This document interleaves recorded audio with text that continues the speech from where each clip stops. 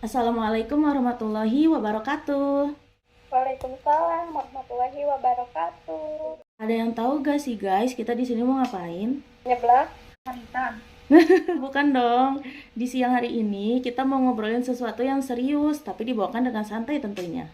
Apa tuh? Sambil nyeblak juga, Dok. Kamu ini pikirannya makan mulu. Boleh deh, boleh. Jadi guys, di segmen kali ini kita bakal bahas topik yang sering banget kita dengar akhir-akhir ini, yaitu tentang kesehatan mental.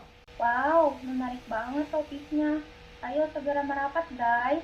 Kita bakal bahas isu kesehatan mental ini bukan cuma dari satu sisi. Kita bakal ngobrol santai tentang gimana sih psikologi Islam melihat kesehatan mental dan apa bedanya sama psikologi barat atau yang dikenal sebagai psikologi modern. Sebelum masuk ke sesi sharingnya, kenalan dulu yuk sama kita. Halo, aku Safna sebagai host sekaligus penanya pertama. Halo, aku Desi sebagai penanya kedua. Halo, aku Intan sebagai penanya ketiga. Karena kalian udah kenalan sama kami, yuk kita masuk ke sesi sharingnya.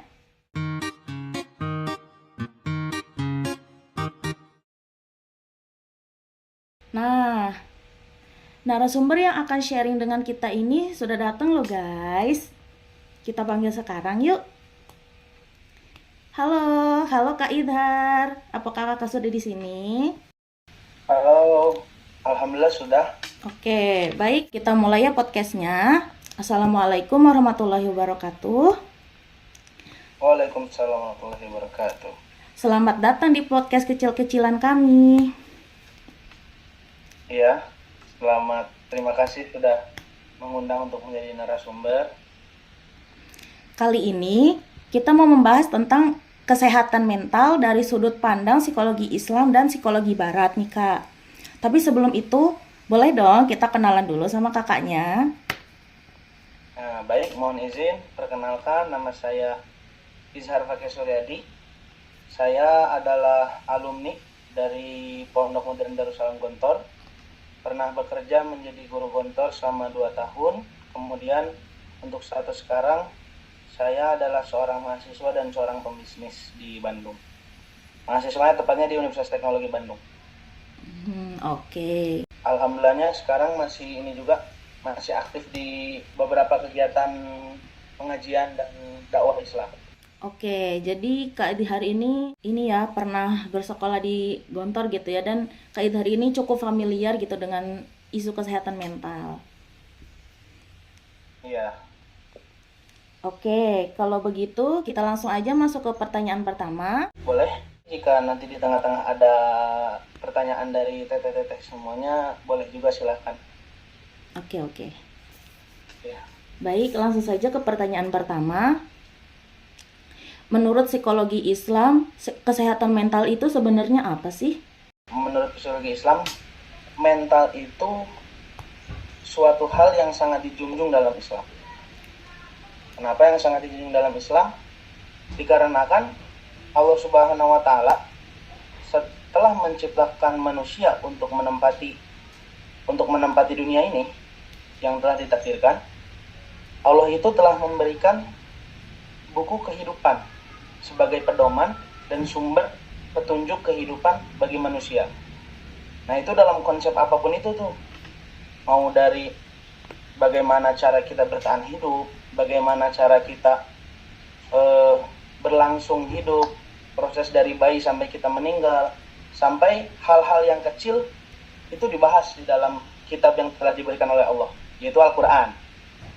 Nah, di dalam Al-Quran pun juga sama, dijelaskan dan diberitahukan bagaimana kita cara mengolah rasa, mengolah emosional, mengolah pikiran, supaya tidak adanya terjadi penyakit mental health. Dan mental health pun juga di dalam Al-Quran juga banyak. Di dalam Al-Quran dan dalam hadis yang seharusnya kita pelajari, itu banyak solusi dan banyak jalan keluar dalam masalah penyakit-penyakit tersebut. Kalau itu menurut saya. Oke, jadi secara garis besarnya gitu ya. Jadi sejak sebelum lahir pun Allah itu sudah memberi buku kehidupan kepada kita gitu. Jadi jalan hidup kita itu udah ditentukan sejak lahir sampai akhirnya meninggal. Dan adapun untuk menjaga kesehatan mental selama hidup itu sebenarnya udah dikasih panduan juga ya sama Allah gitu. Iya, sudah. Makanya dalam kesehatan mental, Islam itu sangat menjunjung tinggi dan memprioritaskan. Jika kita bicara tentang contohnya seperti di saat Rasulullah ditinggalkan oleh istri dan pamannya. Nah, di saat itu terjadilah yang disebut dengan sejarah Amul Huzn, tahun kesedihan.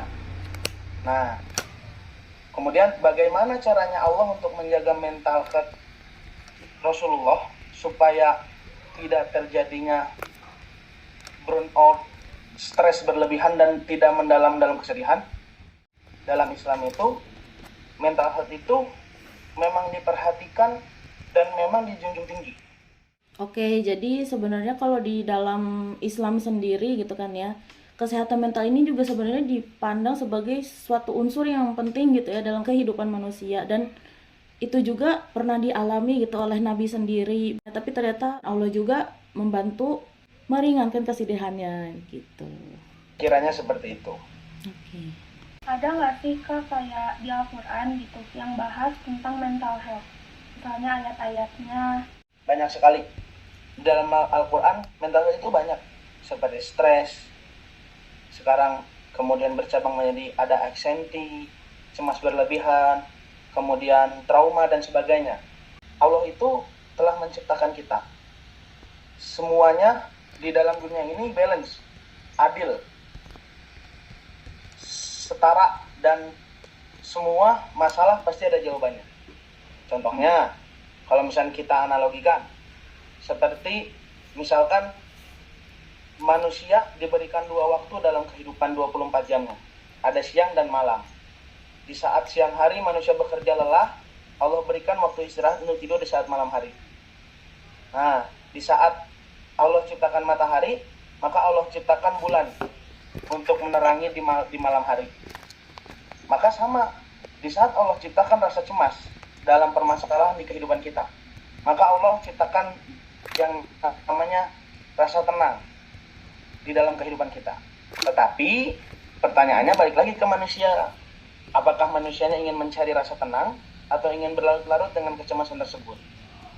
Di dalam Al-Quran sudah diberikan bagaimana cara kita untuk menenangkan, menghadirkan rasa tenang dalam kecemasan yang kita alami.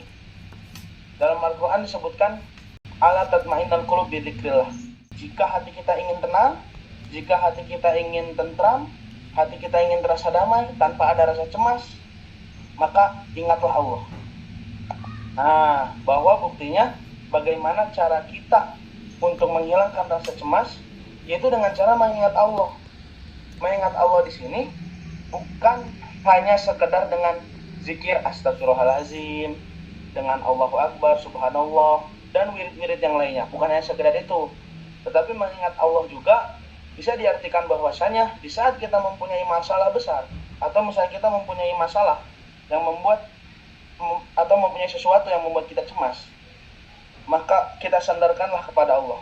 Kita ingat Allah bahwasanya Allah itu Tuhan yang Maha Esa, yang mempunyai kekuasaan tiada batas, yang mempunyai jalan keluar masalah yang tidak disangka-sangka untuk kita. Nah, di saat kita tersenderkan masalah kita kepada Allah, maka hati kita akan tenang tuh. Masalah yang besar yang menurut kita tidak akan bisa untuk melewatinya, di saat kita sandarkan masalah itu kepada Allah, saat kita mengingat Allah kemudian sandarkan masalah itu, maka akhirnya hati kita akan lebih tenang. Maka kita ingatlah Allah, sandarkan masalah kita kepada Allah, serahkan masalah kita kepada Allah, maka insya Allah hati kita pasti akan tenang dan lebih tenteram. Iya, relate banget sih. Kadang kayak abis nginget sama Allah, kita tuh jadi kayak lebih ngerasa lega, terus kayak selalu ngerasa kalau Allah tuh ada di sisi kita gitu kan. Nah, menurut kakaknya, psikologi barat tuh memandang kesehatan mental itu kayak gimana ya? Dalam psikologi modern dan psikologi Islam, based on-nya sama, basicnya sama, tata cara pelaksanaan dan tata cara terapi atau dan sebagainya itu ada beberapa hal yang berbeda. Baik. Psikologi barat dan psikologi Islam itu kan ada titik temunya gitu ya. Kayak kalau misalnya psikologi barat itu dari teori-teori yang dikembangkan oleh ilmuwan-ilmuwan psikologinya. Tapi kalau psikologi Islam tuh merujuk lagi ke Al-Quran dan hadisnya gitu kan ya. Tapi kalau secara dari prakteknya, psikologi barat itu kayaknya kurang kurang menyentuh sisi spiritualitas gitu ya, sisi ketuhanan gitu. Betul ya, betul.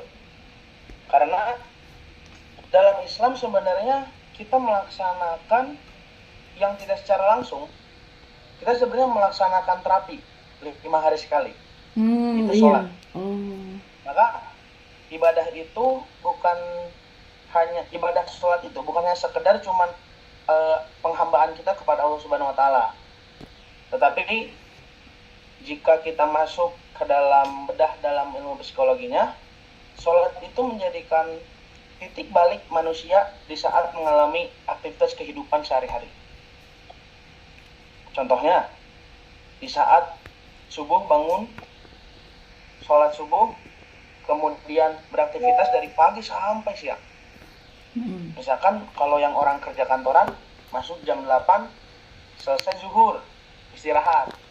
Nah, di antara jam 8 sampai jam 12, ada berbagai macam peristiwa dalam kehidupan yang akan dialami oleh seseorang itu. Entah itu baik, entah itu buruk, entah itu menyenangkan, entah itu menjengkelkan. Di saat peristiwa-peristiwa tersebut telah dialami oleh seseorang tersebut, maka Allah memberikan waktu rest, istirahat, untuk mengembalikan rasa penatnya dalam beberapa jam sebelumnya, dicurahkan semuanya kepada Allah Subhanahu wa taala. Melalui apa? Melalui sholat.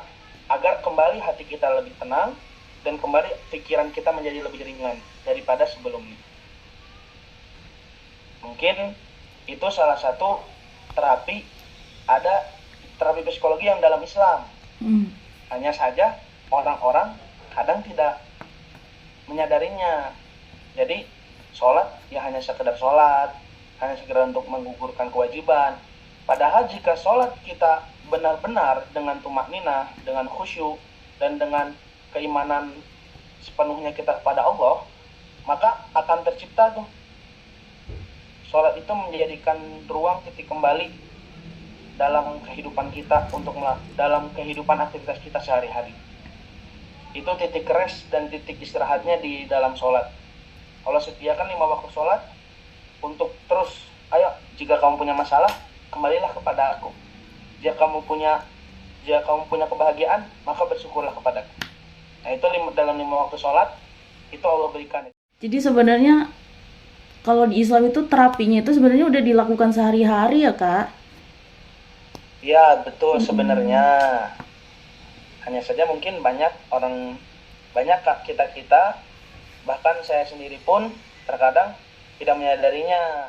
Iya sih Kak, sama. Gitu. Saya juga kayak merasa udah sholat juga tapi kok hati belum tenang sih. Ini sebenarnya yang salah di mana gitu. Kalau misalkan dalam generalnya psikologi barat dan psikologi modern itu sama saja, dan untuk menambah semangat motivasi dalam hidup dan untuk membuka jalan pikiran kita, tidak apa-apa untuk mengikuti psikologi modern, karena memang tidak ada larangan, dan malah Rasulullah kan selalu menganjurkan bahwasanya kita itu harus terus menuntut ilmu dan harus menambah wawasan sampai akhir hayat kita.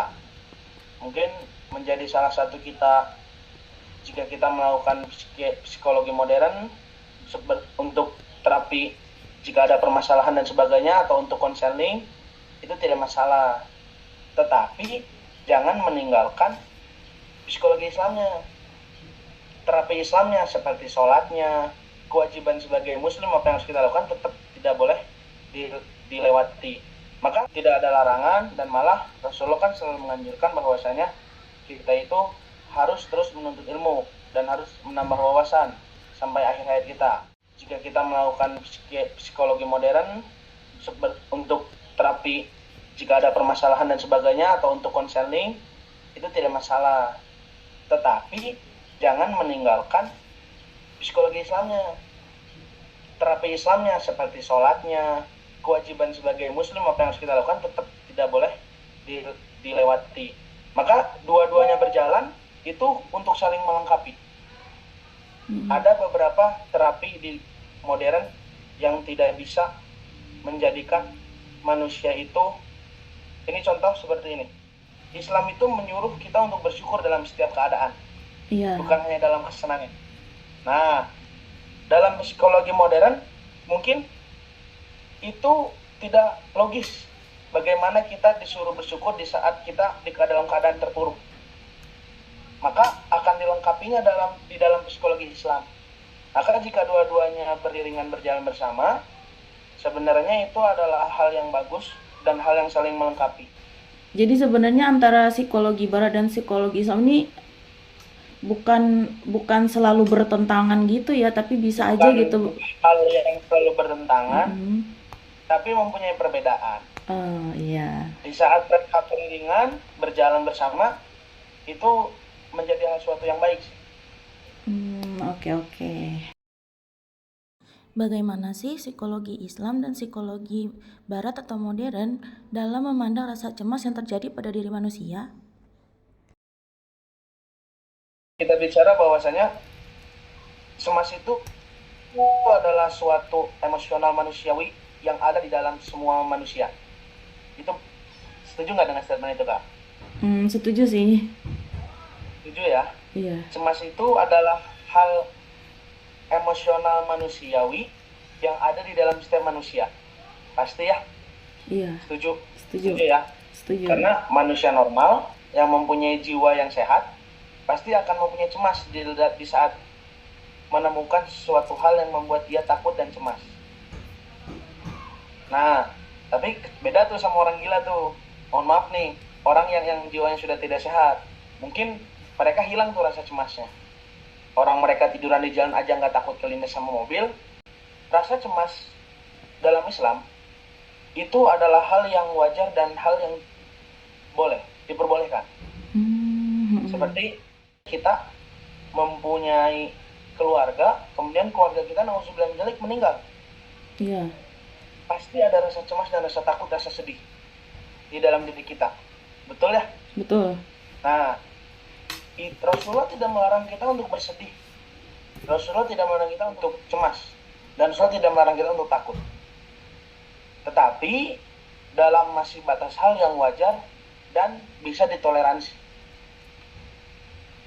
Saat kita cemas berlebihan, lebih cemas dan lebih takut kepada sesuatu daripada kita cemas dan lebih takut kepada Allah Subhanahu wa taala, maka itu yang tidak diperbolehkan. Di saat cemas dan takut menjadikan diri kita itu buruk atau menjadikan diri kita itu menjadi sakit, nah itu yang tidak diperbolehkan. Begitu. Karena rasa cemas itu tidak bisa dipungkiri, pasti akan datang jika kita menghadapi sesuatu yang sulit atau menghadapi sesuatu yang membuat kita takut, pasti bakal ada.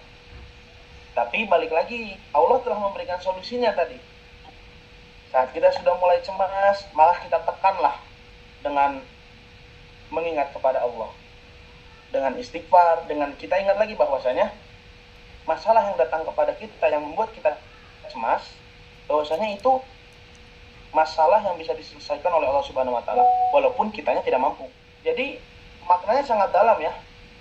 Di saat masalah datang, kemudian kita menyandarkan masalah kita kepada Allah, bukan hanya sekedar seolah-olah kita ya udahlah gimana Allah aja. Nah itu bukan tuh. Tetapi di saat masalah datang, kemudian kita tetap terus berusaha, tapi kita tetap percaya bahwasanya ya Allah, Engkau yang memberikan saya ujian. Ya Allah, Engkau yang memberi saya masalah ini. Bantulah aku dan kuatkan aku untuk menyelesaikan masalah ini. Nah maka hati kita dan otak kita kan otomatis akan terdorong sendiri dengan motivasi itu. Akhirnya sesuatu hal yang kita cemaskan dan menurut kita itu tidak mungkin untuk melewatinya, bisa dilewati.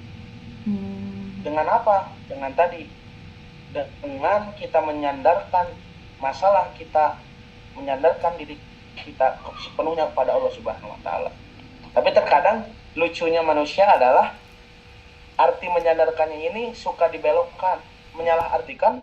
Gini, ada di dalam Al-Quran firman bahwasanya la yukallifullahu nafsan illa wus'aha. Allah tidak akan memberikan beban kepada manusia di luar batas kemampuannya. Nah, kemampuan ini harus diartikan dengan secara benar.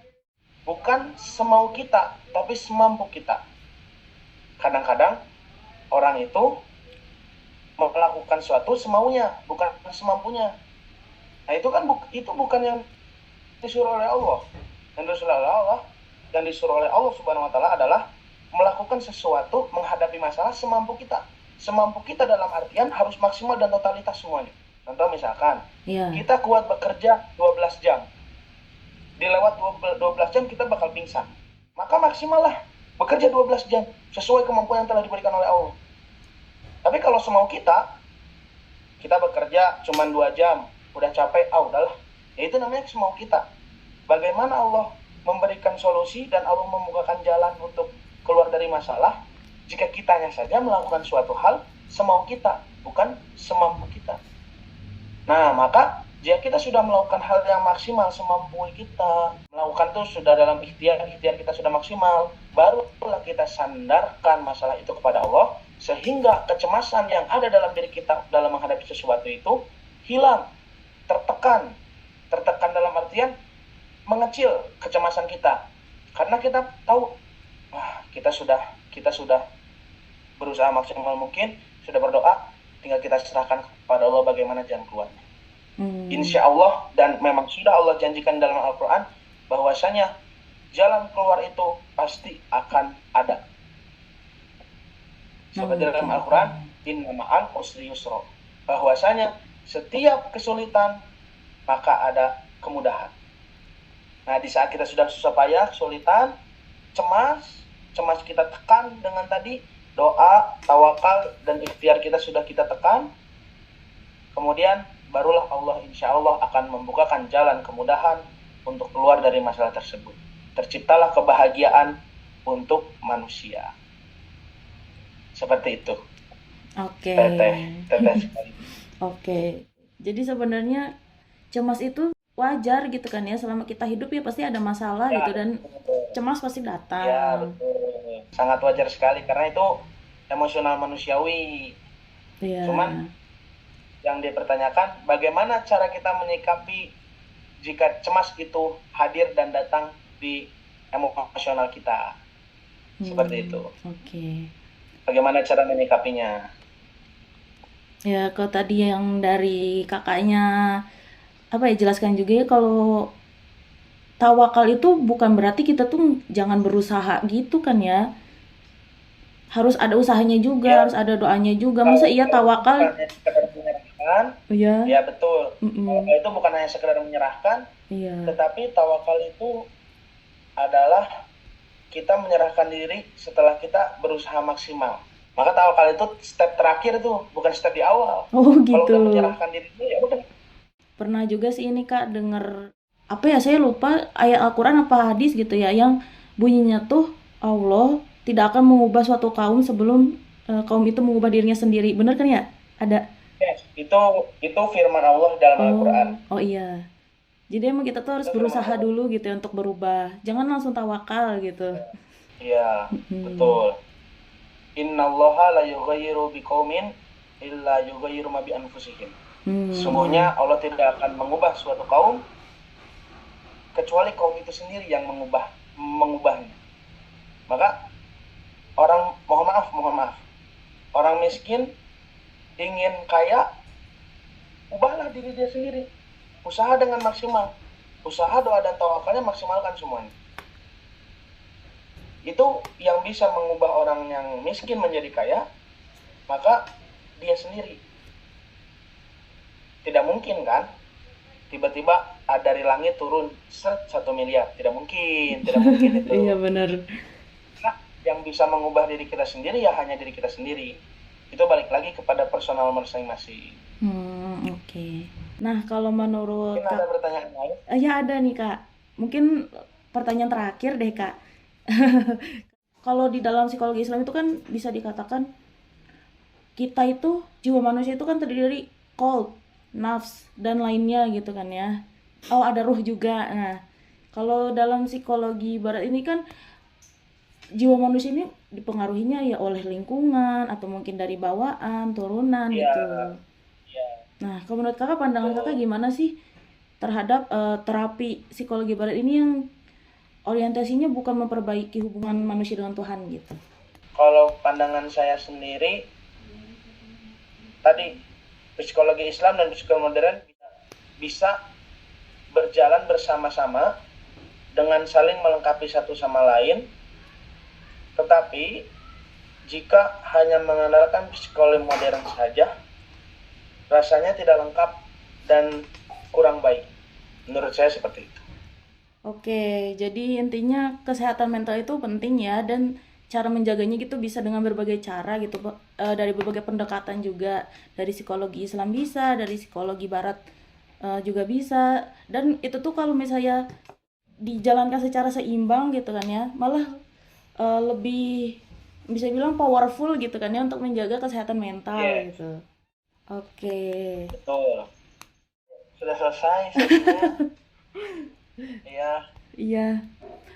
Maaf ya Kak, masih banyak kekurangan gitu dalam podcast ini. Terima kasih banyak sudah sharing dengan kami menggunakan bahasa yang mudah dipahami, dan ini tuh sangat relate gitu ya sama generasi sekarang yang dikit-dikit tuh ngomongin mental health, tapi ditanganinnya tuh nggak sesuai gitu. Ya, betul. Saya setuju itu, Kak. Oke. Saya juga terima kasih atas undangannya, jadi saya bisa sharing ilmu kepada rekan-rekan semuanya. Iya, terima kasih Itu saja. banyak Kak. Iya. Oke.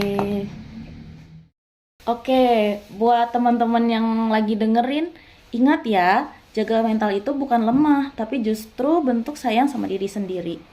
Gak kerasa ya, ternyata kita udah di penghujung diskusi. Gimana tadi diskusinya guys? Seru gak? Seru banget.